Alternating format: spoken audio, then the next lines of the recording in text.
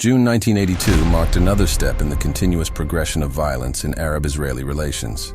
Israel launched a lighting attack on Lebanon, occupying the majority of the country all the way to Beirut. The goal was to eliminate the Palestine Liberation Organization and create a new Lebanese government that would be loyal to Israel. Even though initially Israel Defense Forces achieved huge tactical success, the operation turned out to be a diplomatic failure. What was the driving force behind the operation? Peace for Galilee. And how did Israel fail to utilize its initial achievements? In order to understand the conflict, we have to look closely at the political and military development of Lebanon in the years preceding the operation. In the early to mid-1970s, the Palestine Liberation Organization, which initially found refuge in Jordan, was expelled from the country by the Jordanian government. Politically divided and struggling Lebanon seemed like a perfect place for a transition of PLO militias. For years, Lebanon had a tense situation between Lebanese Christians and Lebanese Muslims. The government struggled to keep the country together, and the arrival of PLO proved to be the spark that started a civil war that would last for 15 years. The Lebanese Muslims and PLO began collaborating and forming joint militias. Christians did not waste their time and also formed armed squads which became known as Phalangist and Tigers militias. Beginning in 1975, intense fighting broke out all over the country. The government was unable to provide any protection for its citizens, and soon the situation turned into complete state failure. Syria saw this as an opportunity to expand its influence and turn Lebanon into a puppet state. In the beginning, they sided with Christian Phalangists, but later switched to an alliance with PLO and Lebanese Muslims. Lebanon became divided geographically along the following lines. South Lebanon and the predominantly Muslim western half of Beirut became the power base for the PLO and various Lebanese Muslim militias. The eastern half of Beirut, the north and east of the country, was dominated by the Phalangists and their Christian allies. The rest of Lebanon, including both the northern port area of Tripoli and the Bekaa Valley, was the dominion of the Syrians. Christians wanted the PLO evicted from Lebanon to weaken the power of Lebanese Muslims as an armed force. In the form of Israel, they saw a possible ally necessary for achieving victory. Israel, on the other hand, saw an opportunity to establish a loyal Christian government in Lebanon, which would in turn reinforce Israel's security. Lebanese Phalangists were led by Bashir Gemayel, who was on close terms with the Israeli government. He was forceful, uncompromising, and averse to relinquishing the power held by the Christians in this traditionally Christian-dominated Arab state. The Israelis and Lebanese Christians shared some salient commonalities that lent themselves to partnership. Both hated the presence of foreign elements in Lebanon, such as the Palestinians and Syrians, and both viewed their situation as besieged communities swimming in a sea of Muslims. In March 1978, PLO militants crossed from Lebanon into Israel and slaughtered civilians in what came to be known as the Coastal Road Massacre. Israel responded with Operation Litani, a 6-day military campaign that established a 20-kilometer security zone in southern Lebanon.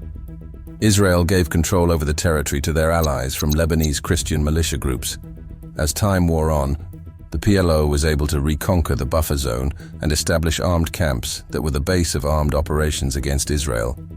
Having established its own state within a state in Lebanon, PLO sent murder squads across the Israeli border and provided a training haven for terrorist groups that operated against Jews and others around the world. In April 1981, the Syrians deployed 6 surface-to-air missile batteries to the Bekaa Valley of eastern Lebanon. This caused great concern for Israel, as they previously had free rein to conduct airstrikes and reconnaissance missions in the airspace over Lebanon. In July 1981, the IAF attacked the headquarters base of the PLO in Beirut.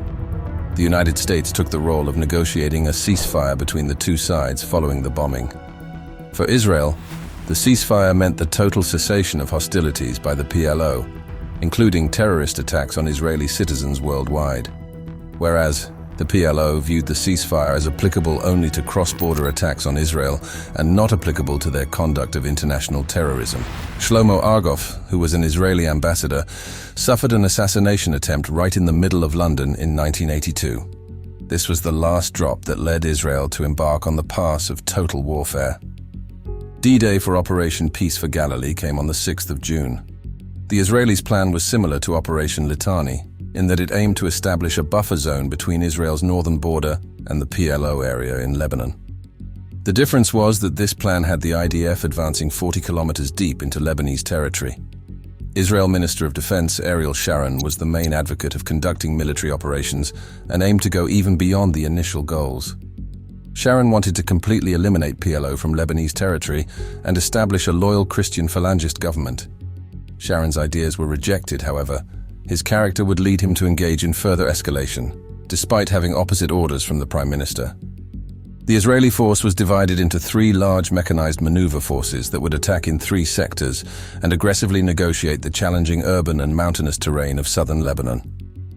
The Western force consisted of 2 reinforced divisions totaling 22,000 troops and 220 tanks. Its mission was to rapidly advance up the coastal highway, bypassing the coastal cities of Tyre and Sidon to cut off the PLO forces north of Sidon and drive towards Beirut.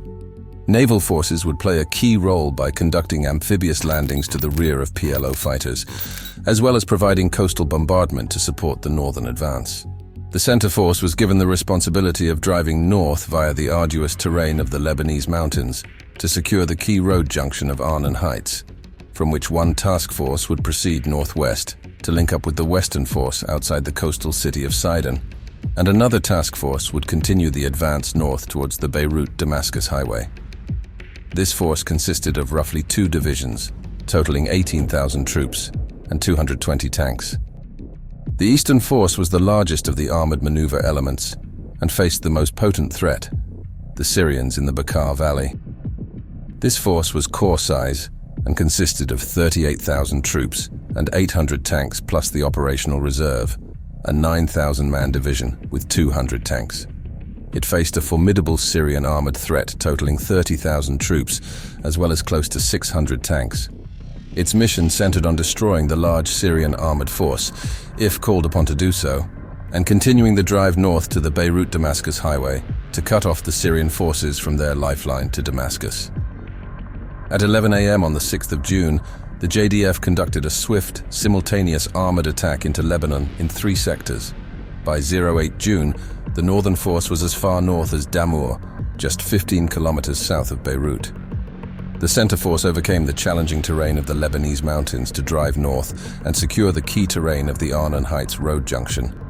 The large eastern force conducted a 2-prong advance along the eastern ridge of the Lebanese mountains and the western ridge of the anti-Lebanon mountains to outflank the Syrian force arrayed in the center of Bekaa Valley. The eastern group halted in the Bekaa Valley and waited for orders to attack the large Syrian force. In 40 hours of combat, the IDF had advanced north more than 60 kilometers, resulting in the destruction of most of the PLO infrastructure in southern Lebanon. The 9th of June became a key day in the operation, as Defense Minister Sharon gained approval to attack Syrian forces in the Bekaa Valley. In a fierce 3-hour battle, Syrians lost their ground and began withdrawing towards the Beirut-Damascus highway. By the 10th of June, the Syrians had lost 90 of their frontline aircraft and rocket launchers. The overwhelming success of the IDF led to a ceasefire between Israeli and Syrian forces on the 11th of June, and this was extended to the PLO on the 12th of June. Upon the ceasefire, the center and eastern forces were arrayed just south of the Beirut-Damascus highway, and the western force threatened the outskirts of Beirut. However, the ceasefire was good only for 1 day. Once the ceasefire was broken, the IDF advanced in the west to encircle PLO and Syrian forces in West Beirut. By the 14th of June, PLO and Syrian forces in Beirut were encircled. Because of diplomatic efforts, there was a pause until the 22nd of June. This allowed PLO forces to fortify their positions, turning Beirut into an urban fortress. This was a new kind of challenge for IDF. During their previous wars, they operated on wide and plain desert terrains, while now they had to conduct a military invasion into a densely populated city. PLO's usage of civil infrastructure, such as hospitals and schools, as bases for their militias only worsened the issue. It was clear that an unprepared Israeli army would inflict devastating civilian casualties if they were to enter the city.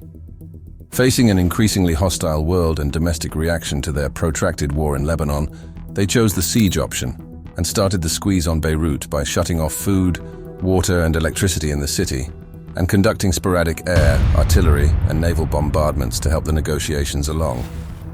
The goal of the negotiations was to initiate a naval withdrawal of PLO forces from Beirut. In the end, under the supervision of French legionnaires, Italian paratroopers, and US Marines, PLO began leaving their positions in Beirut on the 21st of August. Operation Peace for Galilee was effectively over, yet the questions surrounding this planned 3-day operation that grew into 3 months and required a 3-year occupation of Lebanon had just begun. The evacuation was completed by September 1st, virtually without hitches. 14,398 terrorists, PLO members and Syrian forces have left Beirut. Of the military personnel, 8,144 left by sea, while 6,254 went by land. Those who left by land, including 3,603 Syrian soldiers and 2,651 PLA members, redeployed in the Bekaa Valley or to Syria, while those who departed by sea were bound mainly for Tunisia, which was to become a new base for PLO command. Once it became clear that the PLO evacuated Beirut, a new challenge arose. The country was still left empty without an effective government. Israel saw Phalangist commander Bashir Gemayel as the next Lebanese leader with whom they would be able to establish an alliance. He was inaugurated on the 23rd of September. Nevertheless, his reign was doomed to be short. He was dead just within 2 weeks. Gemayel had been assassinated on the 14th of September 1982 by Habib Tanios Shartouni, a member of the pro-Damascus Syrian Socialist Party. Once again, Syria had intervened in Lebanese politics, fearing the establishment of a pro-Israeli, pro-American president in Lebanon. Gemayel's legitimacy suffered from his connection to the Israelis. His men had received arms and training from Israel, and the Israelis had associated their military campaign with his presidential victory, damaging Gemayel's trust among the Lebanese. Thus, Gemayel had lots of enemies among the Lebanese population, and his assassination did not come as a surprise. Following the murder of their leader, Phalangists were furious. This ultimately led to the infamous killing of Sabra and Shatila, when Phalangist militias entered Palestinian refugee camps and slaughtered over 2,000 people as retaliation for Gemayel's assassination. What made it shocking was the fact that both camps were located in an area under the control of Israeli forces. The political blame was put on Defense Minister Sharon, who failed to maintain order in the area of his responsibility. The established commission found Sharon indirectly responsible for the slaughter, necessitating his resignation as defense minister. Instead of creating a stable pro-Israeli government in Beirut, the Israeli occupation ended up producing contentious new resistance groups, which kept Lebanon in turmoil. The intervention had left Lebanon even more destabilized after the invasion. Israel had accomplished its goal of expelling the PLO from Lebanon, however. Their invasion had lasting repercussions as well. The operation quickly became an occupation that lasted until 1985. Rather than leaving Lebanon, the IDF only withdrew to the lines they had held prior to the assassination of Gemayel. Focusing on opposing military forces, Israel failed to recognize the political nature of the conflict with the Palestinians. Military victory was necessary, but it proved to be an insufficient condition for war termination. The final error that condemned Israel's Lebanon war to failure was the Israelis' inability to recognize their culminating point of victory. Carried away by its grandiose plans of military victory, Defense Minister Sharon pushed the Israeli government and the IDF beyond the limited war they had planned to conduct. Operation Peace for Galilee serves as a potent reminder that operational and tactical brilliance, in and of themselves, are not sufficient to guarantee strategic success. If a nation's policy and strategy is divorced from the conduct of its military operations, we are left with something pointless and devoid of sense.